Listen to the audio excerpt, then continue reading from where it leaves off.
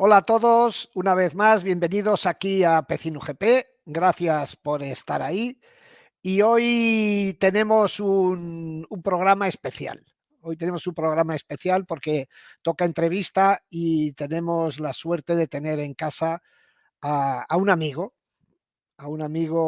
de tantos años allí en el paddock. Y sin más preámbulos, Tony Jiménez, Buenos, Antonio Jiménez. buenas tardes. ¿Qué pasa, Tony? ¿Qué tal?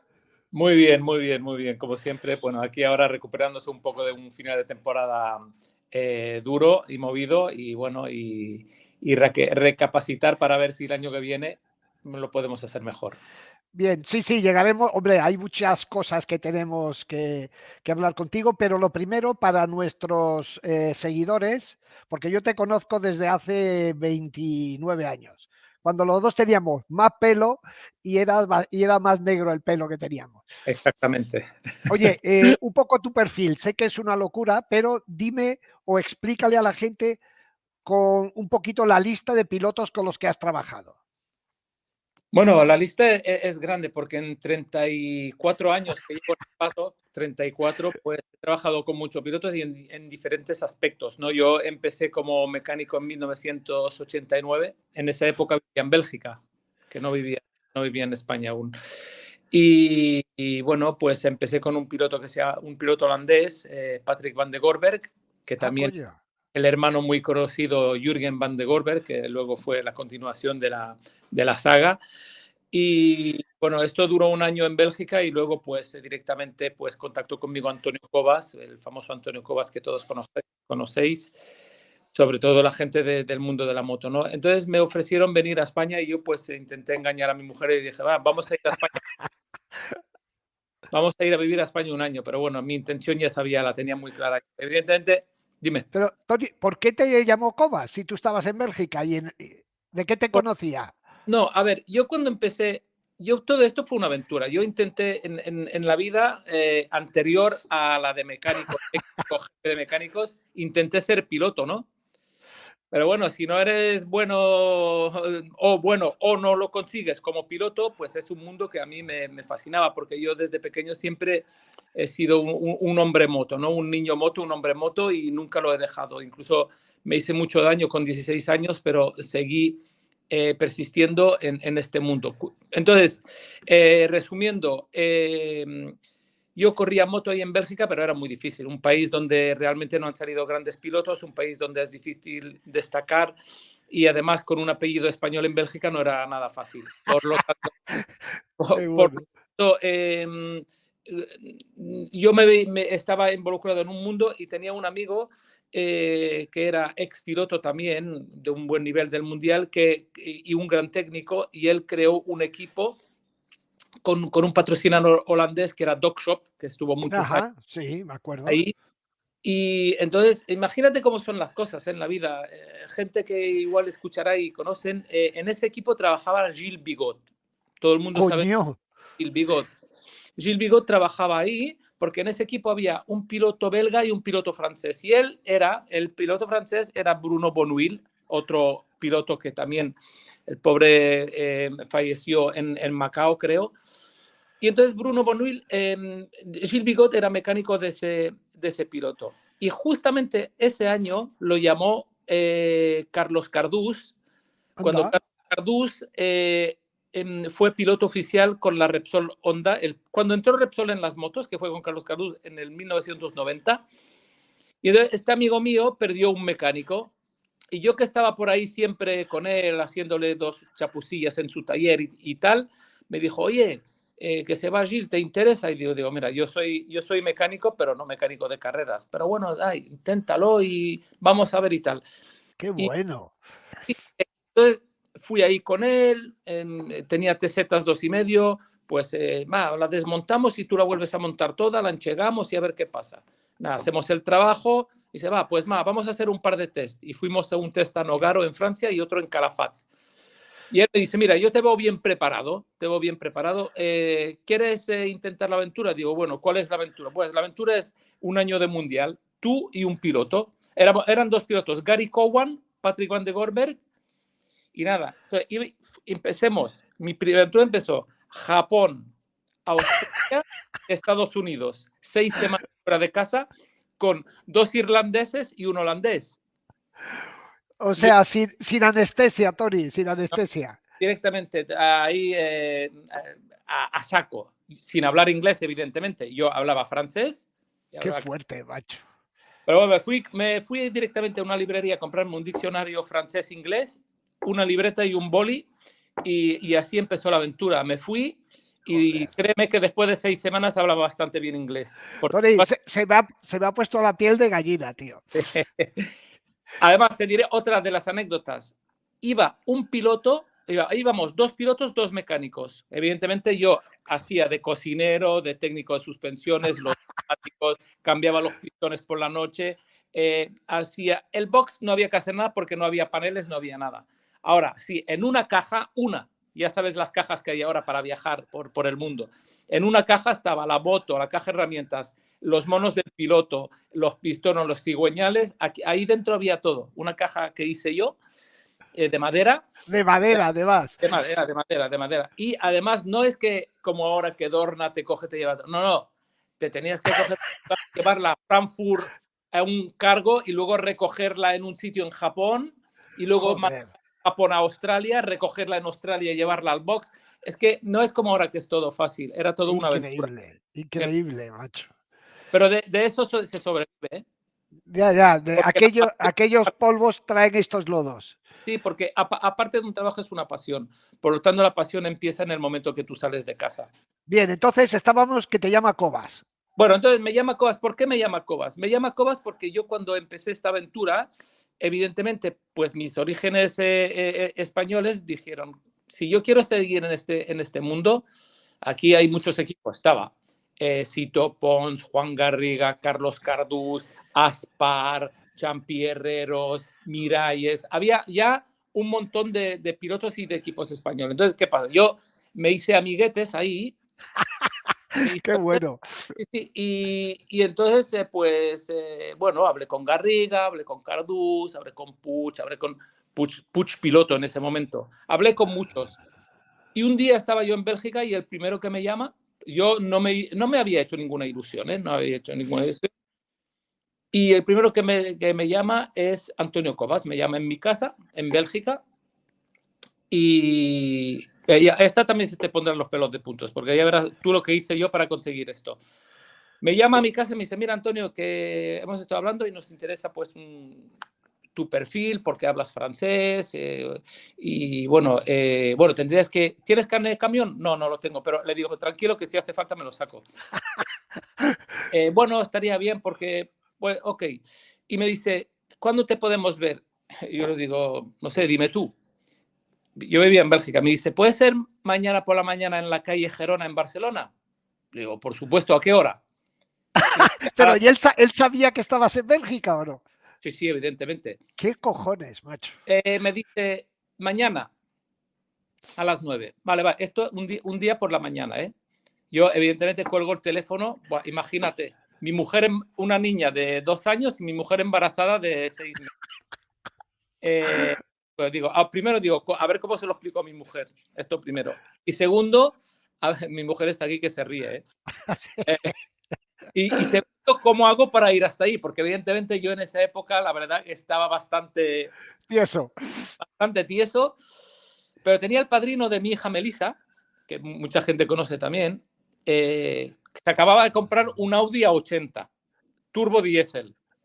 Y me lo cruzo por la calle y lo paro y le digo, ¿dónde vas? Me dice, me voy a trabajar, que él trabajaba en la fábrica FN, una fábrica de armas, que es muy típico. Y me dice, hostia, ¿qué te pasa? Te veo raro. No, tío. Entonces, sube un momento. Y me subo al coche y se lo explico. Me dice, tranquilo, espera un momento. Vamos a su casa, coge el teléfono, llama a su jefe y dice, oye, mira, que tengo un problema familiar, necesito 2 días. Pues fui a mi casa, cogí dos cosillas. Mis padres, que ya vivían en Barcelona, llamé a mi madre y le dije, mamá, sobre las 5 de la mañana estaré en Barcelona. Prepárame el desayuno y tal, que tengo una reunión a las 9. Cogimos el Audi 80 nuevo, le hicimos el rodaje. Directos a Barcelona. ¿Cuántos kilómetros? 1.350. Conducimos toda la noche, llegué a casa de mi madre, me duché y tal, y yo a las 9 puntual estaba ahí. Entonces qué bonito. Me puso Cobas un contrato encima de la mesa. Esto era a principios de noviembre, creo, y yo sabía que iban a ser a mi hija sobre mitad de noviembre. Entonces le dije, mira, ¿puedo empezar a finales de noviembre? Y él me dijo, sí, tú el día 30 o el día 1, aquí estás. Entonces volví a Bélgica, pero se lo expliqué a mi mujer y digo, no hay vuelta atrás. Y entonces, nada, esperé que naciese mi hija Sara. Joder. ¿Y os fuisteis para Barcelona todos? Yo me vine para Barcelona porque tenía que encontrar un piso, evidentemente. Yo no iba a hacer venir a mi mujer sola con 2 niñas. Entonces, y la niña tenía que esperar de tener 15 días para coger el avión. Entonces, yo me vine con un coche que luego dejé. Y nada, con mis padres busquemos un piso y tal en 15 días, lo amoblemos lo justo y tal. Y cuando mi hija tuvo 15 días, la más pequeña, mi mujer voló. Qué fuerte. Para un año llevamos 34. 33. Qué fuerte. Sí, carne de gallina, efectivamente, otra vez. Esto es la historia. Pero bueno, tienes que tener la familia que te apoye siempre. Y en ese sentido, mi mujer siempre me ha apoyado porque sabíamos que era para algo mejor y para poder ver el sol más de 30 días al año. Qué bien, tío, qué historia. Bien, entonces, con Cobas. Los pilotos. Empecé con Cobas. En ese momento Cobas tenía 2 proyectos. Tenía el proyecto que acababan de ganar el Mundial con Alex Cribillet, con la Cobas 125, y Cobas tenía un proyecto de una Cobas 2,5 con motor Rotax, con un motor de nube, pero cárter Cobas y tal. Y ahí pues los encargados de ese proyecto eran Ramón Forcada, yo y Ramón, el telemétrico. Imagínate. Si la gente sabe quién son esos nombres, pues imagínate Forcada, yo y Ramón Aurín, que fue el primer telemétrico que había en el Mundial, porque nosotros con esa moto, que era una moto laboratorio, estábamos desarrollando la telemetría de los primeros que había. Había nosotros y creo que Bartol con Kosinski, con la Yamaha, que estaban empezando también. Pero nosotros todo lo hacíamos todo artesano. ¿Qué año? ¿De qué año estamos hablando? 1990. Joder. Cuando aún no había calentadores en las motos, cuidado. Joder. Cuidado. Pregúntale a Aspar la hostia que se pegó en Jerez en febrero, hacía un frío de la hostia, saliendo de boxes en la curva 1. Que bueno, estuvimos toda la noche Ramón y yo para volver a hacer una moto nueva, porque evidentemente no había cambio. Entonces, Aspar fue el primer piloto de ese proyecto. Luego el proyecto Cobas siguió con una Honda, que fue la Honda Cobas, que esta moto ya era una moto guay. Era un motor Honda Kit, que no era el motor oficial, era el motor semioficial, y Cobas ahí sí que hizo una moto guapa, con Alex Cribillet, que Alex Cribillet, cuando ganó el Mundial de 125, se fue al Team Agostini Yamaha Factory, pero no le fue muy bien, entonces volvió con Cobas, con la Honda esta, y de ahí ya pasó a 500 y ya sabemos todo la historia de Alex Cribillet. Pero ese año, en 1991, con la Cobas Honda 2,5, fue un año fantástico, de muy buenos resultados con una moto una moto privada, con un motor, digamos, semioficial, pero Alex estaba ahí siempre dándole, y fue un año muy, muy bonito, la verdad. Qué chulo, tío. A partir de ahí, pues el tema Cobas y todo se enfrió un poquito, entonces yo, bueno, ya me busqué la vida, Ramón Forcada también. Yo me fui con Cardús. Ajá.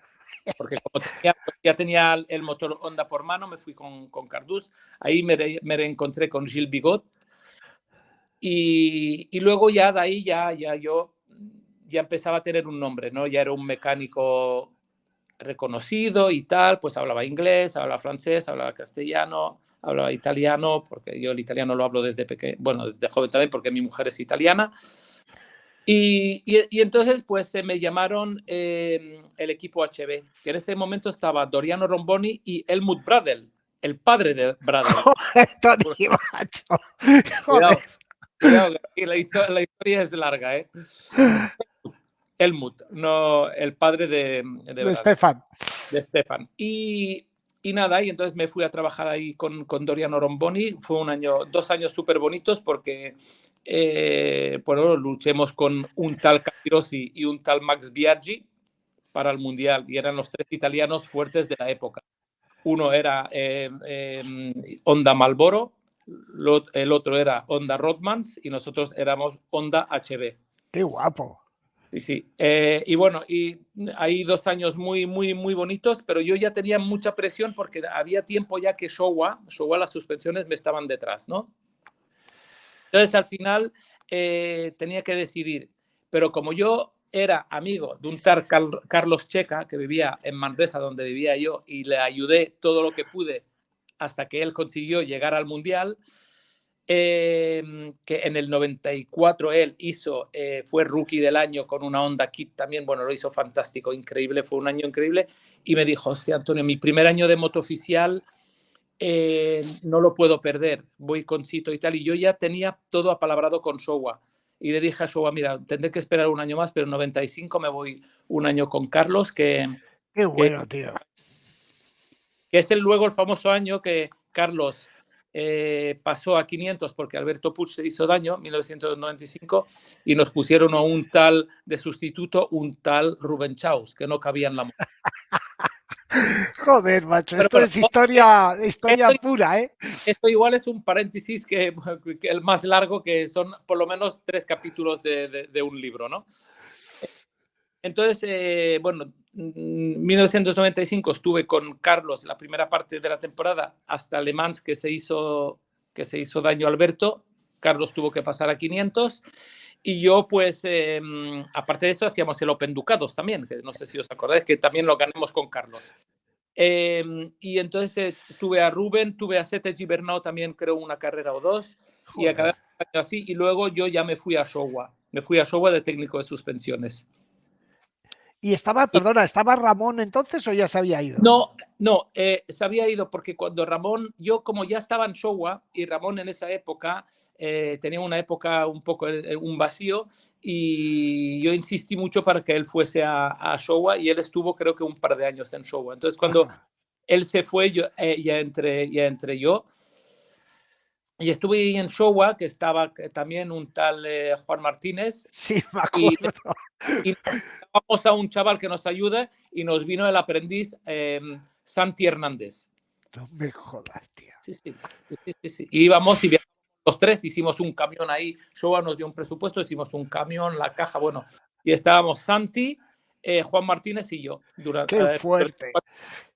¡Qué historia! ¡Qué historia, tú! Sí, sí. Pero luego la historia continúa. Yo estuve ahí en Showa. En Showa, tú piensas que ahí es un sitio donde yo hubiese podido quedarme y hacer camino como técnico de suspensiones, pero bueno, la verdad es que en 4 años aprendí mucho porque estuve trabajando de entrada con un tal Luca Cadalora, estuve trabajando con John Kosinski, estuve trabajando con Duhan y con muchos otros pilotos que teníamos, pilotos privados en 2,5. Con Capirossi, bueno, estuve con mucha gente en muy poco tiempo en Showa y ahí se aprende muy rápido porque hoy es mucho más importante la electrónica, porque una moto no es que antiguamente tú le ponías gasolina a una moto, le pegabas un empujón y salía. Hoy tú le pones gasolina a una moto y puedes esperar durante un día, no se pondrá. Entonces, bueno, yo estuve en Showa y al final de 99, cuando Carlos Checa, que nosotros, tú ya lo sabes que somos muy amigos, me vino a pedir otra vez, hostia, Antonio, es que lo estoy pasando mal en Yamaha, necesito a alguien que esté a mi lado y tal. Entonces, en ese momento no existía lo del coach, ¿no? Entonces, decidí dejar Showa y a finales del 99 y en el 2000 me fui con Carlos, que era su segundo año del equipo oficial Yamaha, con las 500, y fui con él a hacerle un poquito de asistente, de coach, yendo a la pista y tal, que esto no lo hacía nadie en esa época. Y estando ahí con él, ya se estaba hablando del proyecto MotoGP, evidentemente. Ajá. Y Yamaha fue uno de los primeros que empezó a desarrollar el prototipo. Y Yamaha me dijo, oye, nos interesaría que aparte de tu trabajo con Carlos, te involucraras en el tema del desarrollo de esta MotoGP. Y entonces seguramente que encontraremos una posición buena para ti cuando sea el momento. Una pregunta, ¿estaba ya Lynn Jarvis allí de responsable o no? Sí, seguro. Ya. Sí, evidentemente estaba Lynn Jarvis. Entonces, nada, yo estuve ahí ayudando a Carlos 2000, 2001 y en 2001 Carlos ya empezó, fue el primer piloto que empezó a desarrollar la Yamaha MotoGP. Nosotros me acuerdo que nos fuimos al test de Sepang, el típico test de Sepang con las 500 en 2001.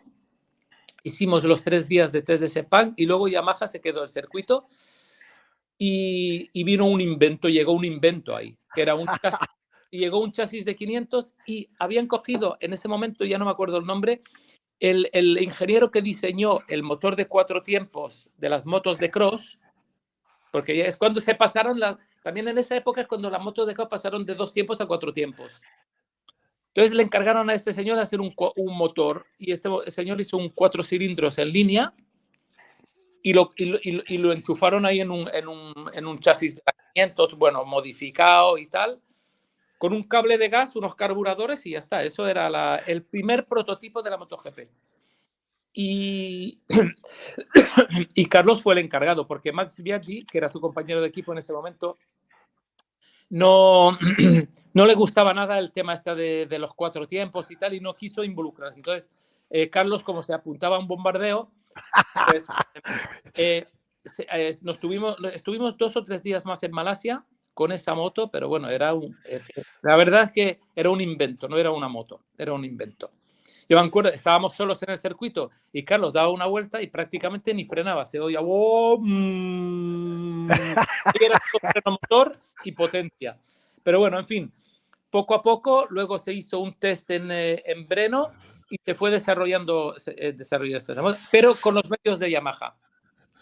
Y esto, entonces yo hice este proceso 2000, 2001 y luego Yamaha me dijo, mira, nos gustaría que tú seas el jefe de mecánico de Carlos en el primer año de la MotoGP. Entonces yo evidentemente lo acepté. Ellos me vieron preparado, me vieron alguna cualidad y entonces yo fui el primer jefe de mecánicos de Carlos con la MotoGP en Yamaha. En 2002, cuando al inicio de la MotoGP. Y ahí empezó la aventura MotoGP, ¿no? Y ahora estamos en 2022 y bueno, sigo ahí de jefe de mecánicos. Entonces, la aventura, esta es ya otra parte del libro, ¿no? Que es cuando empieza MotoGP. Y ahí, pues, ese año era MotoGP y era Carlos Checa, Max Biaggi. Y sí, no fue un año fácil porque el primer año, como te acuerdas, había un 500 por medio, había las MotoGP unas llegaron a mitad de temporada, pero bueno. Sí, aquello fue un caos. La primera carrera fue en Suzuka, me acuerdo, llovía. Y nosotros estuvimos en Suzuka la semana antes entrenando y siempre la Yamaha seguía siendo un prototipo, porque luego Honda llegó y ya llegó con una moto que funcionaba, con un tal Valentino Rossi. No sé si os acordáis. Sí. Un tal Valentino Rossi y esa moto funcionaba. Una moto simple que había hecho Honda, pero la moto funcionaba. Y había una Suzuki también, un par de Suzukis. Había Kenny Roberts y un japonés. Y luego estábamos nosotros, las dos Yamahas. Y luego el resto eran 500. Creo que Aprilia hizo un invento también, pero era una cosa muy rara. Y entonces la primera carrera acabemos, ganó Valentino. Nosotros hicimos segundos o terceros y las terceros y la Suzuki segunda. Y bueno, todas 4 tiempos. Sí, las 3 primeras fueron 4 tiempos todas. Da. Sí. Pero estuvimos una semana ahí entrenando la semana antes y Carlos me dice, ahí creo que se rodaba en 2:02 y nosotros estábamos en 2:10, 2:09 y Carlos dice, si intento ir un segundo más rápido, me voy a matar. Estábamos penúltimos, últimos, y Biaggi estaba que lloraba, que lloraba porque este no se enteraba de nada. Luego es el que ganó el primer Gran Premio con la Yamaha. Entonces todo el trabajo sucio, el desarrollo lo hacía Carlos. Entonces se fueron Yamaha, entrenemos un fin de semana, luego había toda la semana y se empezaba el viernes el primer Gran Premio. Y Yamaha se fue a sus instalaciones ahí en Hamamatsu y volvieron con otra moto otra vez diferente para FP1. bueno, una moto que hubo que retocar, pues, se trabajaban más horas que un reloj. Pero la moto empezó a funcionar, todo era un invento y bueno, y ahí estábamos, siempre luchando. Es verdad que aún había muchas 500, pero nosotros estábamos ahí. Y este fue el primer año. Luego Yamaha fue evolucionando bastante bien. Estuve 2002 el primer año, 2003, 2004 en el equipo oficial, que 2004 es el año que llega Valentino Rossi.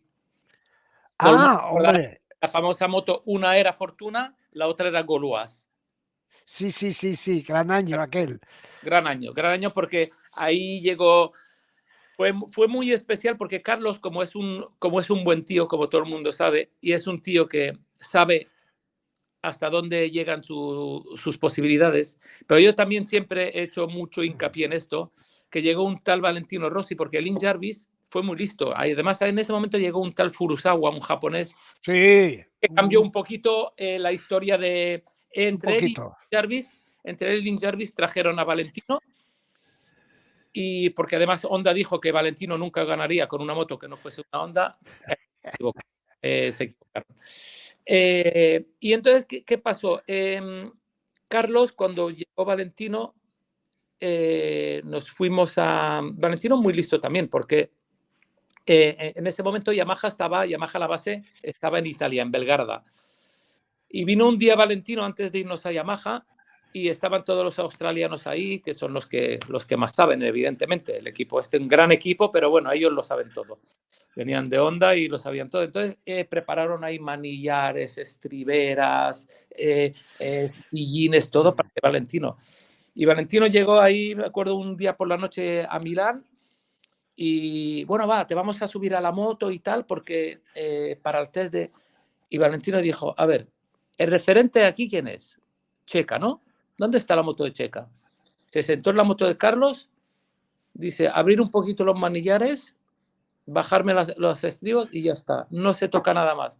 Esta es la moto reference, con esta moto yo empezaré. Y los otros se quedaron, no, pero tenemos aquí manillares más adelante. Qué bueno. Dice mucho de Valentino eso, ¿eh? Dice mucho. No, yo me quedaré siempre con esto, de la Valentino. Y luego nos vamos a Malasia y evidentemente nos sentamos en el box, ya sabes, un piloto de un lado, un piloto del otro, 50 ingenieros, sale Carlos en las primeras vueltas y tal, y luego sale Valentino. Y Valentino creo que hace como 10 o 12 vueltas por lo menos, sin parar, con la moto, como había dicho él, con la moto referente Carlos Checa. Y evidentemente creo que ya fue como un segundo más rápido. Valentino, sí. Entonces se paran todos y nos encontramos sentados de un lado del box, Carlos y yo, y del otro lado 50 personas alrededor de y Carlos me dice, bueno, tenemos que ser conscientes de que esto será la tendencia de este año, pero es justo, porque es Valentino y además en pocas vueltas ya ha demostrado de lo que es capaz. Coño, otra vez, Tony, otra vez, sí, piel de gallina. Pero hay todo mérito también. Y entonces se paró Valentino y las primeras palabras de Valentino fueron, no será fácil, pero lo podemos conseguir. Y ese año ganó el Mundial. Y en Sudáfrica ganó la primera carrera, no sé si te acuerdas. Joder, Tony, yo he llorado 3 veces en el Mundial. De emoción. Te voy a decir, una cuando vi a un tal Nori Cabe de repente en Suzuka. Fíjate si era yo aficionado que lloré de emoción. Sí. La segunda con Valentino, no, la segunda cuando Alex Cribillé me regaló el casco de Brasil, que lo tengo yo. Uh-huh. Y la tercera cuando Valentino en Sudáfrica, tío, se me caían las lágrimas, macho. Y ahí piensa que ahí Carlos ahí estuvo tocado porque le costó mucho, porque era el primer gran premio y bueno, fue un poco de frustración porque nosotros, Carlos no se encontraba a gusto con nada y Valentino, pues ya lo ves, pole, vuelta rápida, ganó la carrera. Bueno, fue para mí y para Carlos fue un gran premio muy difícil. Para Yamaha fue pues lo mejor que le podía haber pasado. Pero yo siempre digo, y tú lo sabes, un gran piloto gana, pero si tiene una buena moto también. Y, claro, y un buen equipo, Tony. Entonces, ¿qué significa esto? Que Carlos hizo un muy gran trabajo para Yamaha, porque luego llegó el señor que tenía que ganar y ganó, porque lo estamos viendo hoy en día. Marc Márquez sigue siendo el mejor piloto de la parrilla, seguramente, pero con el cacao de moto que tiene este año y un gran equipo, que con ese equipo ha conseguido muchos títulos, pero si la moto no está, el piloto no gana. Y en esa época, quizás Carlos no estaba a la altura de ganar un mundial de MotoGP, y él, si me escucha, no se enfadará porque No, lo dice él, lo dice. Pero llegó el piloto que estuvo capacitado para ganar un mundial, pero con una moto que hizo Carlos, que desarrolló Carlos durante 4 años, y este señor vino y ganó. Por lo tanto, mucho mérito también de parte de Carlos, y demuestra que es un tío que ha sabido trabajar y ha sabido dar. Carlos es de lo poco que vale la pena del mundial, después de tantos años. Sí. Mira, le invitaría a mi casa en Navidades, vamos, con eso te digo todo. Pues nada, entonces ahí acaba mi aventura con Carlos, porque, bueno, evidentemente, ahí ya no entraré en detalles, pero fue una salida muy fea la mía de Yamaha, porque ahí pues llegó David Ebrivio, se trajo a sus conocidos, empezó a despedir gente para meter a la suya. No estoy criticando, porque los años pasan y curan las heridas. Yo Exacto. Tengo muy buena relación con David y tal, porque han pasado los años. Pero bueno, en fin, a mí, de la misma manera que a mí me metieron, otra pequeña anécdota, me metieron de jefe de mecánicos de Yamaha y echaron fuera, ¿sabes a quién echaron fuera para meterme aquí? Un tal Mike Webb, director de carrera de MotoGP. ¡Ostras! Que estaba con Carlos, Mike Webb. Era el jefe de mecánico de Carlos en 500. Exacto. Y lo apartaron para meterme a mí. El tío se quedó sin trabajo y míralo, ahora es director de carrera. Puede ser. Aún tengo la esperanza que un día también sea yo director de carrera. Pero bueno. En fin, se acaba. Entonces, 2004. Pasan una serie de cosas. Carlos se va de Yamaha, se va a Ducati, y yo digo a Carlos insistió mucho para que yo fuese con él, pero los de Ducati ponían trabas, y le dije, mira, Carlos, tú sigue tu camino, que es una gran oportunidad, y yo voy a seguir el mío. A mí, Lynn Jarvis, como yo tenía muy buena relación con Lynn, porque Lynn era muy buen amigo bueno, amigo no, pero siempre ha tenido una muy buena relación con Carlos. Me pusieron en el equipo satélite, que era el equipo de Hervé Poncharal con Tony Elías. Con Tony Elías. Sí, porque ahí Fortuna pasaba con Poncharal, y me pusieron con Tony Elías. Esto estamos hablando del 2005. Bueno, otra aventura que empieza ahí. Ahora te la cuento. Estaba muy buena también. 2005, Fortuna, Tony Elías, Rubén Chaus. Bueno, un año muy difícil. La verdad que un año muy difícil, porque el Team Tech Trua no era el equipo que era ahora. Era un equipo satélite mucho más pequeño, con medios y tal. Y fue un año difícil. Pero bueno, sobreviví. Y 2006, pues Fortuna se va con Gresini. Ajá. A Honda. Fortuna Gresini, Honda. Y entonces, como se llevan ahí, se llevan a Tony Elías, y yo me voy con Tony Elías a Gresini, que ahí estuve 9 años en Gresini. O sea, es la primera vez que ibas a una Honda oficial, a un equipo de Honda. La primera vez. Yo ya salí de Yamaha y ya me iba a Honda con Tony Elías. Hay un año muy especial, y ahora sabrás por qué y todos os acordaréis. Yo empiezo con Tony ahí, con Fortuna, y Marco Melandri. Sí, hostia. Jefe de mecánicos de Marco Melandri y Fabrizio Cecchini, un mítico italiano también. ¿Qué pasa? Que a mitad de temporada, como ya sabéis, los italianos son un poco raros, ¿no? Ya se echan los perros, ya no se hablaban. Melandri, y eso es verdad. Melandri había ganado algunos grandes premios ya, y bueno, no sé, pero ya no se hablaban y tal. Yo tenía que hacer mi trabajo con Tony y luego mediar entre ellos a la puesta a punto. Y Gresini me dijo, mira, Antonio, es una situación muy difícil. Voy a pedir un esfuerzo de todos. Te vas tú con Melandri y metemos a Fabrizio con Tony. Y creo que fue yo al principio me negué porque digo, hostia, no puede ser, es una cosa, es complicado hacer esto y tal, sí, pero es que estos dos es que ya no avanzan, no tal, y vamos a perder una oportunidad y tal. Vale, entonces doy el paso. Perdona, ¿y qué dice Tony Elías? Bueno, Tony en ese momento, bueno, también sorprendido, pero nosotros éramos los últimos en llegar en Gresini y bueno, pues nos acoplemos.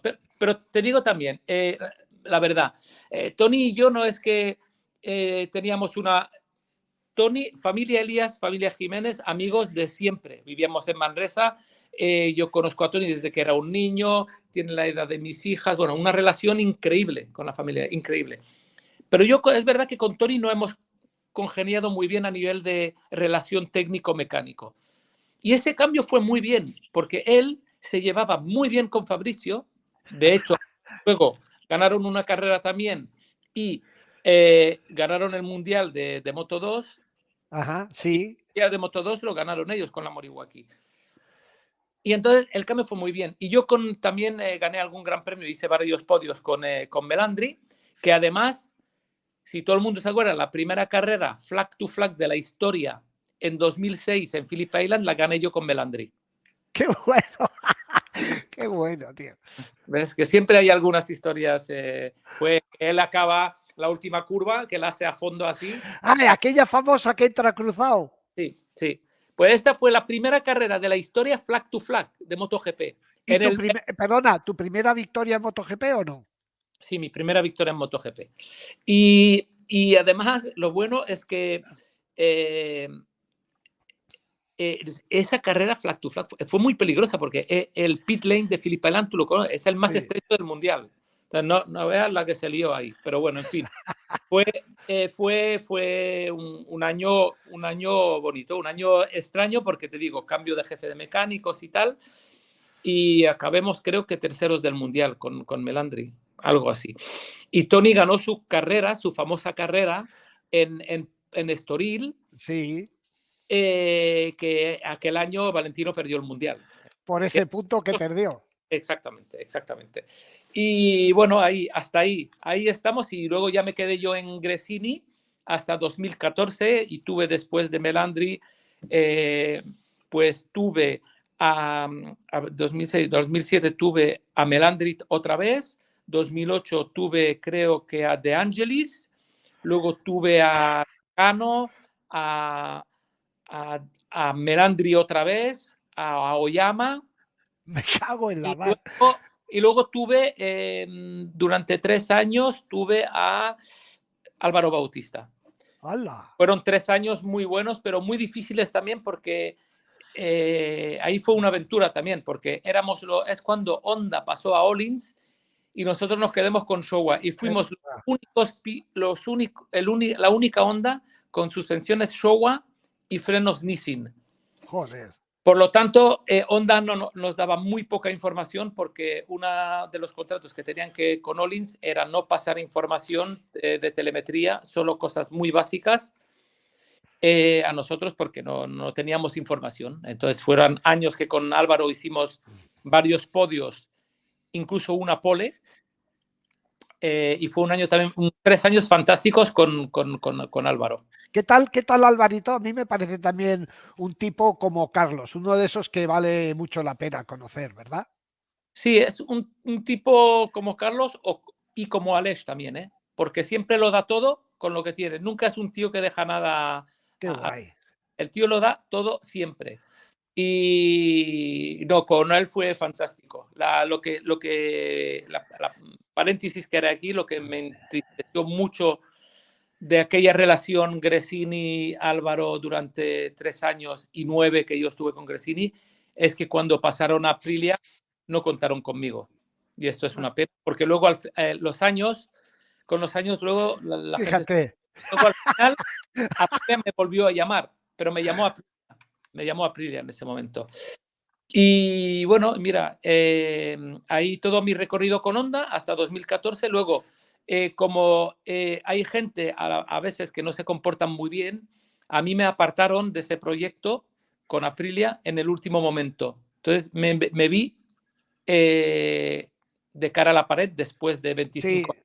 Y Me acuerdo, Tony, me acuerdo que te bajaste a Moto 2. sí, me bajé a Moto 2 y te puedo decir que es la primera vez de mi vida que he salido un paddock llorando, porque no, dijo, no es normal, que yo creo que soy una buena persona, tú lo sabes, Sí. nunca me meto con nadie, nunca hablo con nadie y bueno, me vi ahí sin opciones, porque la verdad es que si la gente es honesta, yo, por ejemplo, en Yamaha, cuando me despidieron por circunstancias que te expliqué antes, nos lo dijeron con antelación, pero al final Yamaha me dijo, no, tú no te quedas en el equipo oficial, pero te quedas en el equipo satélite. Entonces, no me hicieron al final ningún feo. Fue una circunstancia que se acepta y punto. Pero aquí me encontré en un momento muy difícil, sin opciones de defender mi posición ni de encontrar otro trabajo, que yo sé que en el paddock tenía opciones. Honda intentó ayudarme todo lo que pudo, pero en Honda en esa época había gente buena y gente mala. Entonces la gente mala le ganó a la gente buena. Y una de las opciones fue que, bueno, Paco Sánchez, que era el manager de Mika Kallio, nos encontramos en el aeropuerto hablando y me dice, oye, mira, Mika quiere un tío experimentado porque, bueno, es el año que Mika ganó Rabat y Mika acabó segundo del Mundial y se fue a Italtrans. Y entonces, sí, mira, nos presentaron y vale, pues mira, un impasse en mi carrera, ¿no? Me fui a Moto 2 y como me gustó un poquito la aventura, luego Hervé, que yo ya había trabajado Exacto. con él, me dijo, mira, yo tengo el proyecto este, a mí me llama siempre para cosas raras, ¿no? Y tengo el proyecto este de la Mistral y con un piloto joven y tal, pero hostia, necesitamos un tío con experiencia y bueno, yo con Hervé siempre he tenido muy buena relación, además también hablamos el mismo idioma. Por lo tanto, acepté y estuve 2 años con él, que hicimos, pues creo que los mejores resultados con la Mistral, con Xavi Y, Vierge. Hicimos ajá. luchemos por primeras filas, luchemos por ganar carreras y bueno, yo estuve 2 años ahí hasta que luego vino Aprilia. No, no es verdad, no, aún no vino Aprilia. Xavi se fue a un equipo potente que era el Intact, Sí, alemán, sí. equipo Intact, un equipo muy bueno, muy potente, y ello pues era una posibilidad de luchar para ganar el Mundial de Moto 2. Entonces me fui ahí un año con Xavi. Perdona, entonces en Moto 2, en 3 años estuviste en 4, No, en en cuanto. 4 tuve Italtrans, Tech 3 con la Mistral Ah, y Intact, 4 años. Y en el año que estuve en Intact es el año que me llamó Aprilia. Bueno, me llamó Aprilia o me llamó Aleix, ahí ya no sé, o Aleix le dijo a Aprilia, bueno, ya no sé, pero me llamó Aprilia para Aleix. Y que en ese momento el manager, el que lo hacía todo, era Romano Albesiano. Y sí, sí, me llamaron, me acuerdo, en Silverstone. Sí, en Silverstone hice la reunión un viernes y el domingo firmé el contrato. Es que no me lo pensé ni 2 veces. Sabía que me metía en un sitio muy complicado, pero era un reto lo de Aprilia. Era un reto. ¿eso qué año fue, Tony? Pues yo firmé mi contrato con ellos a finales de 2018 y empecé con ellos a finales de 2018, en los entrenos de Valencia. 2018, entonces 2019, 2020, 2021, 2022. En 4 años hemos hecho un buen recorrido. Oye, mira, llevamos 43 minutos. Vamos a terminar este vídeo. Seguimos otro de Aprilia, pero lo dejamos por Vale. aquí. Sí, Pero antes, si no, antes quería que contaras que esta anécdota a mí me flipó cuando me lo contaste, que me cuentes cuando quisiste hacer de wildcard en el Gran Premio de Bélgica, ¿no? Que tú admirabas a un tal Fausto Gresini, que me parece que era campeón del mundo en esa época, ¿no? sí. Cuenta, cuenta. No, nada, le fui a pedir un autógrafo a Fausto, que entraba en su autobús, era el Team Italia, me acuerdo, con las MBA blancas, que además han hecho alguna moto conmemorativa con nuestros Sí. colores y tal. Y sí, un chaval, un tío bajito con el pelo largo negro y Y yo estaba de wildcard en el Gran Premio de Bélgica de 1986 y no me clasifiqué, lo digo la verdad, porque yo me hacía la moto solo con mi mujer. Y el viernes por la noche rompí el cambio y me fui a casa de un amigo a desmontar una moto suya que tenía una teseta para montar el cambio y tal, pero el sábado de la cualificación no funcionaba, no me entraban bien las marchas y no me pude clasificar, pero participé en un gran premio con Carlos Lavado, Cito Pons, Alan Carter, Neil Mackenzie, Anton Mang, Joder. mejor de los años 80. Y después acabaste trabajando con Fausto, que eso es a mí lo que me alucina. Sí, y luego acabé trabajando con Fausto. Sí, trabajé para Fausto ya como técnico de suspensiones, porque Fausto cuando hizo, otra anécdota, cuando Fausto, que dejó de correr en moto, bueno, mucha gente igual no lo sabe, le hizo de coach en el equipo Pirelli, no Pirelli, Pirelli. Sí, ¿a quién? Le hacía de coach a Capirossi. Joder, macho. Le hacía de coach a Capirossi. Y entonces él, como tenía un poco, en esa época no es que él era muy rico, había ganado sus dinerillos y se compró una Honda 125 para hacer, a ver si podía, y hizo entrenar a algún piloto y tal. Y luego de repente se le abrió la luz y cuando salieron a la venta las famosas Hondas 500 V2, así, él compró una y Barros, que estaba en un momento bajo, como ya se conocían y tal, porque en el Team Pirelli habían trabajado, Fausto invirtió algo de dinero y con Fabrizio Cecchini, que era, apuntaron a Barros al Mundial de 500 con una Honda privada, una Honda de la tienda, una 500. Entonces, los amiguetes de turno, que era yo, técnico de Showa, le conseguí unas suspensiones oficiales que trapicheé por ahí. Qué bueno, macho, qué historia. Bueno, Barros hizo hasta un podio en Silverstone. Que la moto era bonita porque era sponsorizada por Honda Brasil. Y era amarilla y verde, ¿no? Con la bandera así de Brasil y tal. Y entre todos hicimos también ahí una buena aventura, que también es de contar, tiene mucho mérito. Y ahí fue mi primera colaboración con Fausto como técnico de suspensiones. Ahí luego otros años con Capirossi con la 2,5 también. Pero es verdad. ¿Y al final cuántos años estuviste con Fausto? Yo con Fausto, con las suspensiones, estuve colaborando con él un par de años o 3. Y luego como trabajador de él estuve 9 años. 9 años. Joder, una vida. Oye, Tony, antes de cortar, de parar aquí, ¿está tu mujer por ahí? Sí, está por ahí, pero no sé si está haciendo alguna faena o qué. Porque, oye, una mujer que no te puso pegas, que hacía la moto contigo. Sí. Hay que ponerle cara, Es que está en pijama aún. El próximo programa le ponemos cara, va, ya le diré que se tunee. Exacto. Venga, pues oye, bueno, han pasado 48 minutos que para mí han sido como 10. Ya. Tony, pues lo dejamos por aquí y venimos al siglo XXI. Vale, perfecto. Venga, pues nada, pues, oye. Un abrazo, Manu, y para mí un placer. La verdad es que el tiempo pasa rápido y no solo los 48 minutos, pero también los años. Así que vamos a seguir contando buenas historias. Un abrazo. No cortes.